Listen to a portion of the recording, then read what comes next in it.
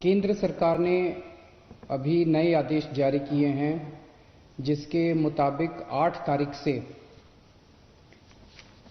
देश भर में रेस्टोरेंट खोले जाएंगे, मॉल्स खोले जाएंगे और धार्मिक स्थान खोले जाएंगे।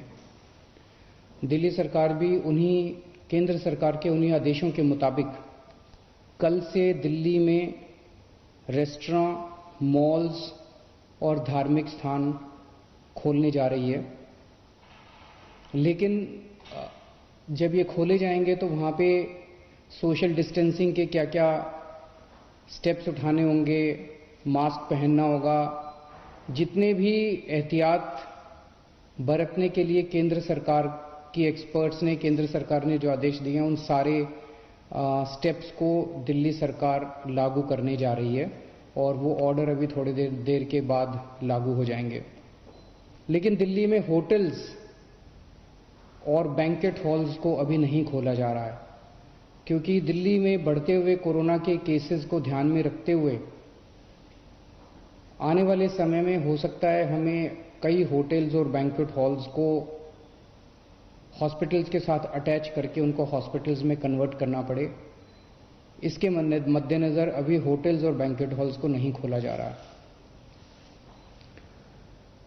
धीरे धीरे हम सब लोगों ने मिलके अपनी अर्थव्यवस्था तो खोल ली, बहुत सारी ढील दे दी लॉकडाउन के अंदर। लेकिन लॉकडाउन में ढील देने का ये मतलब नहीं है कि कोरोना खत्म हो गया। कोरोना भी बड़ी तेजी से बढ़ रहा है। इसीलिए मेरी आप सब लोगों से हाथ जोड़ के विनती है कि जो भी एहतियात बरतने के लिए 3 चीजें बार बार कही जा रही हैं, सोशल डिस्टेंसिंग बरतें, मास्क पहने। मैं देखता हूं कि कई लोग घर के बाहर निकल रहे हैं बिना मास्क पहने हुए। मास्क पहन के आप किसी पे एहसान नहीं कर रहे, मास्क पहन के आप अपने ऊपर एहसान कर रहे हैं। अगर आप एहतियात बरतेंगे तो आप कोरोना से बच सकते हैं। सोशल डिस्टेंसिंग, मास्क और बार बार हाथ को धोना, ये 3 चीजें अपने को अच्छे से करनी है। लेकिन मेरी सबसे ज्यादा बड़ी विनती बुजुर्गों से है। सभी बुजुर्गों से मेरी हाथ जोड़ के विनती है, आप ये मान के चले कि आपके लिए लॉकडाउन खत्म नहीं हुआ, अभी भी आपके लिए लॉकडाउन है और आपके लिए तो और ज्यादा लॉकडाउन है। सख्ती से लॉकडाउन करना है। मान लीजिए आपके घर में आपके बच्चे हैं, थोड़े दिन के लिए बच्चों से इंटरैक्ट करना बंद कर दीजिए, अपने घर के अन्य सदस्यों से इंटरैक्ट करना बंद कर दीजिए, एक ही कमरे में रहिए। अगर जरूरत है तो एक बारी बाहर राउंड लगा आइए, लेकिन किसी के साथ भी इंटरैक्ट मत कीजिए किसी भी तरह से। बुजुर्ग सबसे ज्यादा, जितनी मौतें हो रही हैं उनमें सबसे ज्यादा बुजुर्ग हैं। तो मेरी आपसे, जो बुजुर्ग हैं और जिनको कोमॉर्बिडिटी जो कहते हैं, कैंसर है या डायबिटीज है या सांस की बीमारी है, इन लोगों को ज्यादा एहतियात बरतने की जरूरत है। पिछले हफ्ते मैंने आप सब लोगों से एक और चीज है, कल से दिल्ली के बॉर्डर्स खोले जा रहे हैं। 1 हफ्ता पहले हमने दिल्ली के बॉर्डर्स सील किए थे, इसलिए क्योंकि हमें यह लग रहा था कि अगर बॉर्डर्स खोल दिए तो देश भर से जो मरीज आएंगे और दिल्ली के अस्पतालों में इलाज कराएंगे, उससे दिल्ली के अस्पताल अभी जो कोरोना का इलाज कर रहे हैं, क्या उसको बर्दाश्त कर पाएंगे, क्या उस बर्डन को बर्दाश्त कर पाएंगे। इस वजह से बॉर्डर्स को सील किया गया था। कल से दिल्ली के बॉर्डर्स को खोला जा रहा है। साथ ही अभी कैबिनेट की मीटिंग हुई और ये निर्णय लिया जा गया है कि पिछले हफ्ते हमने दिल्ली के लोगों से पूछा था, हमने दिल्ली के लोगों के सामने ये प्रश्न रखा था, हमने दिल्ली के लोगों से ये पूछा था कि अभी तक कोरोना होने तक, मार्च के महीने तक दिल्ली के सारे अस्पताल पूरे देश के लोगों के लिए खुले रहते थे।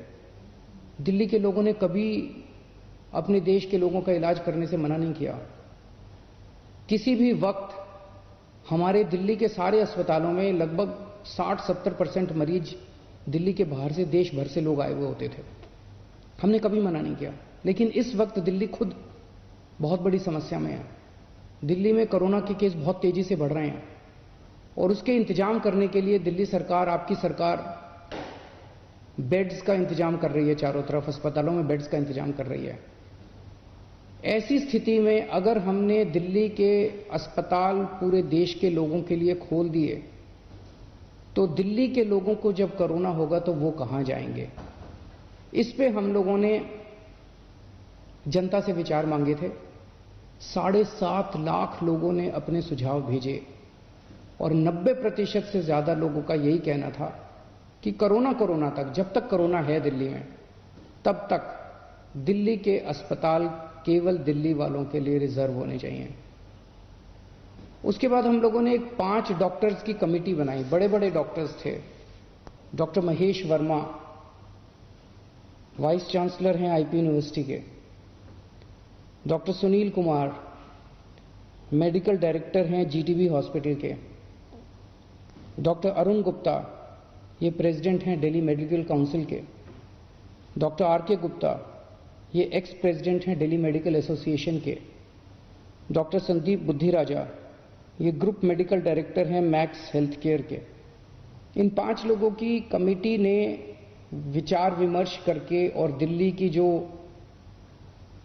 मेडिकल इंफ्रास्ट्रक्चर है, हेल्थ इंफ्रास्ट्रक्चर है, उस पर नजर डाल के उसको सारे को एसेस करके उन्होंने अपनी रिपोर्ट दी है। और रिपोर्ट में और बहुत सारी चीजें हैं, लेकिन उनका यही कहना है कि अगर दिल्ली में इस वक्त कोरोना के केसेस बहुत ज्यादा बढ़ रहे हैं और जून के अंत तक दिल्ली को लगभग 15,000 बेड्स की जरूरत होगी। ये कहां से आएंगे? तो इसीलिए उनका ये सुझाव है कि दिल्ली के सारे अस्पताल केवल दिल्ली के लोगों के लिए कुछ महीनों के लिए होने चाहिए और दिल्ली के अस्पतालों को पूरे देश के लोगों के लिए फिलहाल नहीं खोलना चाहिए। उन्होंने ये कहा है कि अगर सबके लिए खोल दिया तो 3 दिन के अंदर आज जो 9,000 बेड दिल्ली सरकार ने कोविड के पेशेंट्स के लिए रखे हैं, ये मात्र 3 दिन के अंदर भर जाएंगे। इन सारी चीजों पे आज कैबिनेट ने गौर किया। अभी थोड़ी देर पहले हमारी कैबिनेट की मीटिंग थी और कैबिनेट ने गौर करके ये निर्णय लिया है कि हमें एक संतुलन बनाने की जरूरत है। दिल्ली सरकार में 10,000 बेड है, केंद्र सरकार में भी 10,000 बेड है। तो एक तरफ कल से हम बॉर्डर्स खोल देते हैं। बॉर्डर्स को खोलने के बाद दिल्ली सरकार के जो 10,000 दिल्ली सरकार के जो अस्पताल हैं, वो अस्पताल केवल दिल्ली के लोगों के लिए रिजर्व होने चाहिए। केंद्र सरकार के जो अस्पताल हैं उसमें भी 10,000 बेड्स हैं। वहां पे कोई भी देश भर से आके अपना इलाज करा सके, उसके ऊपर दिल्ली सरकार कोई आदेश नहीं पारित कर रही, उसके ऊपर कोई तो जो जैसे आज व्यवस्था है कि केंद्र सरकार के अस्पतालों में कोई भी जाके इलाज कराता है, केंद्र सरकार के अस्पताल सबके लिए खुले रहेंगे।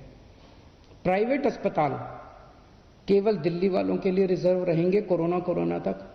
लेकिन कुछ प्राइवेट अस्पताल ऐसे हैं जो स्पेशल किस्म की सर्जरी करते हैं, जो सर्जरी बाकी देश भर में अवेलेबल नहीं है और लोगों को अपनी जान बचाने के लिए दिल्ली आना पड़ता है। जैसे ऑन्कोलॉजी सर्जरीज हैं, ट्रांसप्लांटेशन है, न्यूरो सर्जरीज हैं। इस किस्म की कुछ सर्जरीज जो कुछ चंद अस्पताल करते हैं, उन सर्जरीज के लिए देश भर से लोग अगर दिल्ली आके अपनी सर्जरी करवाते हैं, वो पूरे देश के लोगों के लिए खुला रहेगा। तो मुझे लगता है कि ये एक बैलेंस है जिसमें दिल्ली वालों के हितों की भी रक्षा होगी और देश भर से अपने जो नागरिक दिल्ली आके अपना इलाज कराना चाहते हैं उनके हितों की भी रक्षा होगी। बहुत बहुत शुक्रिया।